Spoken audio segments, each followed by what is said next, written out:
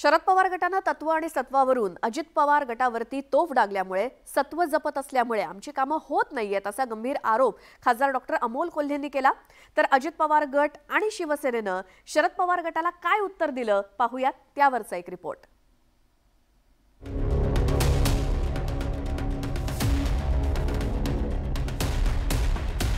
शरद पवार गटाचे खासदार डॉक्टर अमोल कोल्हे यांनी सरकारवरती तोफ डागली।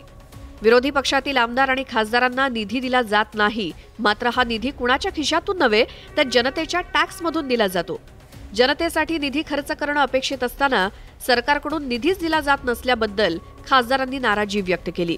कोणी विरोधातले आमदार खासदार असतील त्यांना निधी द्यायचा नाही, निधी कोणी स्वतःच्या खिशातून देत नाही। जनतेच्या टॅक्सच्या पैशाचा हा जो विनियोग असतो हा जनतेसाठी करणं, यालाच आपण निधीचं वितरण करणं म्हणतो। आणि त्यामध्ये अशा पद्धतीचं राजकीय भेदाभेद होणं हे खरं तर दुर्दैवी आहे। म्हणजे आपण कायम असं म्हणतो की ज्यांनी तत्व आणि सत्व बदलली नाहीत त्यांना आजकाल निधी मिळत नाही।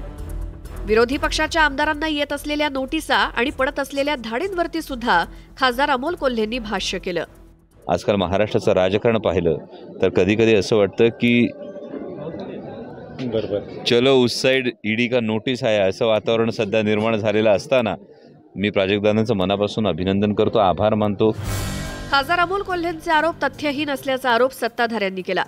तर हसन मुश्रीफ यांनी काही दिवसांपूर्वी खासदार अमोल कोल्हेंसोबत झालेल्या संभाषणाचा दाखला दिला आणि व्यवसायावरती परिणाम झाल्यानं राजकारण सोडणार असल्याचं कोल्हे बोलले होते, याची आठवण हसन मुश्रीफ यांनी करून दिली।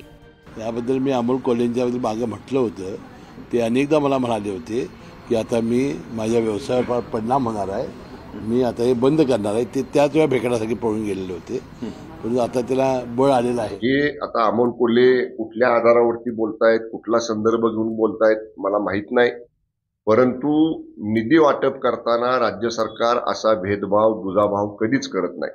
मी सुद्धा वित्त खात्याचा 2.5 वर्ष राज्यमंत्री होतो।